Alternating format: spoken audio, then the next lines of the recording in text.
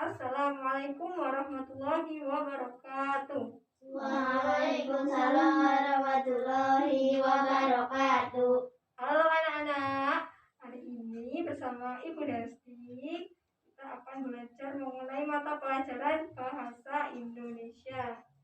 Sebelumnya Ibu mau nanya nih, apa kabar kalian hari ini? Baik. Alhamdulillah. Nah, sebelum kegiatan pembelajaran, alangkah baiknya kita berdoa terlebih dahulu. Ayo ketuanya Mbak Abel, silahkan memimpin doa terlebih dahulu. Berdoa dimulai. Doa selesai. Nah, sebelum pembelajaran, Ibu mau mempresentasi terlebih dahulu nih. Apakah hari ini masuk semua? Tidak. Siapa yang nggak masuk? Bisa. Kenapa ya? Ada yang tahu? Sakit perut. Sakit perut. Apakah ada suratnya? Tidak. Udah, nanti Ibu WA Nisa ya.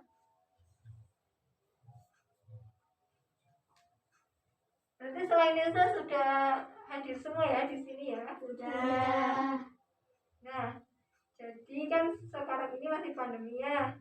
Kita harus tetap menjaga kesehatan ya, jangan telat makan, terus tetap menerapkan protokol kesehatan, tetap menerapkan menggunakan masker, mencuci tangan, dan menghindari kerumunan. Jadi tujuan pembelajaran kita hari ini adalah siswa itu mampu untuk menentukan tokoh dalam teks cerita fiksi. Jadi kalau menentukan tokoh itu kira-kira hari ini kita mau belajar apa ya? Ada yang tahu? Bahasa Indonesia. Materinya apa? Tokoh-tokoh. Tentang tokoh-tokoh ya. Betul, pintar sekali ya Mbak Bel ya.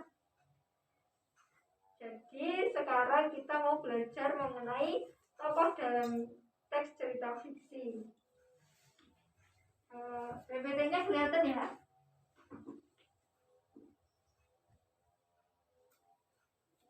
Nah, yang pertama itu kita akan belajar tentang tokoh, pengertian tokoh.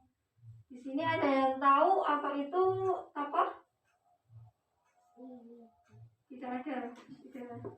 Jadi tokoh itu merupakan pelaku cerita atau bisa diartikan sebagai pelaku yang menempati posisi sebagai pembawa dan penyampai pesan, amanat, moral atau sesuatu yang ingin disampaikan oleh penulis. Jadi intinya itu tokoh itu seseorang atau suatu makhluk hidup yang biasanya ada di cerita tersebut. Nah, jadi tokoh itu nantinya untuk menghidupkan cerita. Jadi ketika kalian membaca, kalian akan lebih bisa menghayati bacaan tersebut atau bisa membayangkan. Selanjutnya itu mengenai peran tokoh. Peran tokoh itu terbagi menjadi dua. Yang pertama itu ada tokoh utama dan tokoh tambahan. Siapa di sini yang tahu apa itu tokoh utama? Tidak. Tidak? Oke. Tokoh utama itu merupakan tokoh yang memiliki peran penting dalam cerita. Nah, maksudnya itu tokoh utama itu merupakan tokoh yang ditonjolkan dalam sebuah cerita. Biasanya tokoh utama itu yang paling sering muncul. Nah, yang kedua itu kita akan belajar mengenai tokoh tambahan. Tokoh tambahan adalah tokoh yang muncul hanya sekali atau beberapa kali dalam cerita. Jadi tokoh itu munculnya tidak sesering tokoh utama dan biasanya hanya sekali atau dua kali saja. Nah, di sini ada jenis tokoh berdasarkan sifatnya. Yang pertama itu ada protagonis, yang kedua ada antagonis, dan yang ketiga ada tritagonis. Siapa yang tahu protagonis itu tokoh yang bagaimana? Tokoh yang sifatnya baik. Ya, betul. Jadi tokoh protagonis itu biasanya digambarkan dengan sifat yang baik dan alias tidak jahat gitu ya. Kalau antagonis ada yang tahu? Tokoh yang bersifat jahat. Ya, betul. Jadi kalau tokoh antagonis itu tokoh yang lawannya protagonis. Karena antagonis itu yang sifatnya jahat, biasanya itu sering bikin gara-gara sama yang protagonis gitu. Nah, yang ketiga itu ada tritagonis. Ada yang tahu tokoh tritagonis itu yang seperti apa? Tidak. Tidak. Nah, tokoh tritagonis itu tokoh penengah-tengah antara protagonis dan antagonis. Biasanya itu kalau antagonis lagi jahatin protagonis, dan itu ada tritagonis ini biar jadi penengahnya, biar enggak berkelanjutan, misalnya lagi berkelahi atau gimana gitu ya. Nah, kali ini kita akan membaca dan menyimak. Di sini Ibu akan membaca terlebih dahulu dan anak-anak menyimak dulu ya. Di sini ada cerita asal mula Telaga Warna. Terlihat apa tidak? Lihat. Nah, Ibu bacakan ya, disimak baik-baik. Nanti habis ini ada kuis loh. Dahulu kala di Jawa Barat ada raja dan permaisuri yang belum dikaruniai anak. Padahal mereka sudah bertahun-tahun menunggu. Akhirnya raja itu memutuskan untuk bertapa di hutan. Nah, di hutan itu raja terus berdoa kepada Yang Maha Kuasa. Raja meminta agar segera dikaruniai seorang anak. Dan tidak berselang lama doa raja pun terkabulkan. Setelah menunggu beberapa bulan, akhirnya permaisuri melahirkan seorang bayi perempuan. Raja dan permaisuri itu sangat bahagia. Seluruh rakyat juga bersuka cita menyambut kelahiran putri raja. Raja dan permaisuri sangat menyayangi putrinya. Mereka juga sangat memanjakannya. Segala keinginan putrinya pun dituruti. Tak terasa putri raja tumbuh menjadi gadis yang cantik. Hari itu dia berulang tahun ke-17. Raja mengadakan pesta besar-besaran. Semua rakyat diundang ke pesta tersebut. Raja dan permaisuri telah menyiapkan hadiah istimewa berupa kalung. Kalung tersebut terbuat dari untaian permata berwarna-warni. Saat pesta berlangsung, raja menyerahkan kalung itu kepada putrinya. Saat menyerahkan kalung itu, raja berkata, "Kalung ini adalah hadiah dari kami. Lihatlah, indah sekali bukan? Kau pasti menyukainya." Namun putri itu menolak dan menjawab, "Aku tidak suka kalung ini, ayah." Raja dan permaisuri pun sangat terkejut. Kemudian permaisuri berusaha membujuk putrinya dengan lembut. Permaisuri itu mendekat dan hendak memakaikan kalungnya ke leher putrinya. Namun siapa sangka bahwa putrinya itu menjawab dengan tegas, "Aku tidak mau, aku tidak suka kalung ini. Kalung itu jelek." Nah, tanpa sengaja kalung itu terjatuh. Permatanya tercerai-berai di lantai. Permaisuri sangat sedih. Permaisuri terduduk dan menangis. Tangisan permaisuri sangat menyayat hati. Seluruh rakyat yang hadir turut menangis. Mereka sedih melihat tingkah laku putri mereka yang mereka sayangi. Tak disangka, air mata yang tumpah ke lantai berubah menjadi aliran air. Aliran air menghanyutkan permata-permata yang berserakan. Air tersebut mengalir keluar istana dan membentuk danau. Anehnya, air danau berwarna-warni seperti warna-warni permata kalung putri. Ini danau itu dikenal dengan Telaga Warna. Nah, seperti ibu katakan sebelumnya, bahwa setelah ibu membacakan ceritanya, ibu akan mengadakan kuis. Nanti cepet-cepetan ya, nggak boleh malu, salah nggak apa-apa, kita masih belajar, oke? Nanti yang bisa jawab angkat tangan, oke? Oke, pertanyaan pertama, siapa saja tokoh dalam cerita tersebut? Ayo angkat tangan.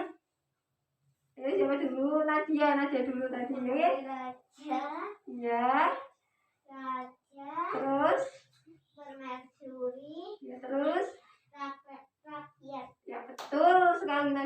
100 ya tadi ya. Kedua, Ibu mau tanya, tokoh utama dalam cerita tersebut siapa? Ayo angkat tangan cepet-cepetan. Oke, Abel dulu. Raja, Ya, anak raja, permaisuri. ya betul. Bukan anak raja ya, tapi putri raja.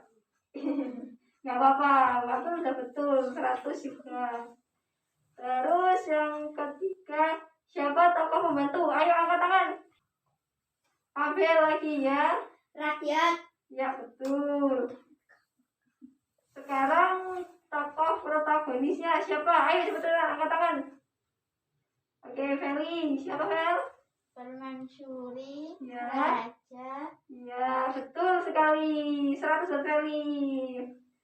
Terus antagonisnya siapa ya? Ayo angkat tangan.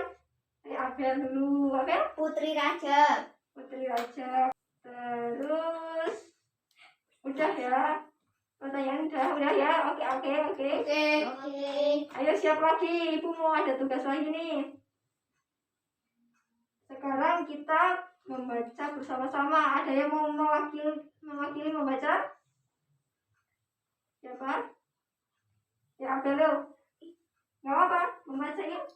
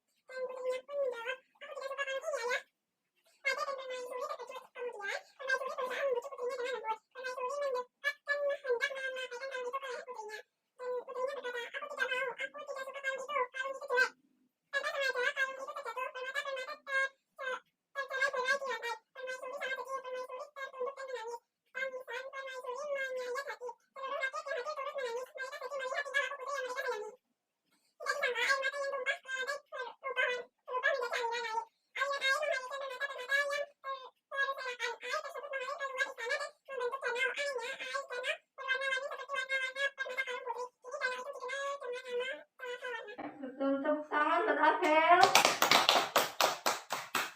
Nah, setelah pembelajaran kali ini dapat disimpulkan, hari ini kita belajar apa aja?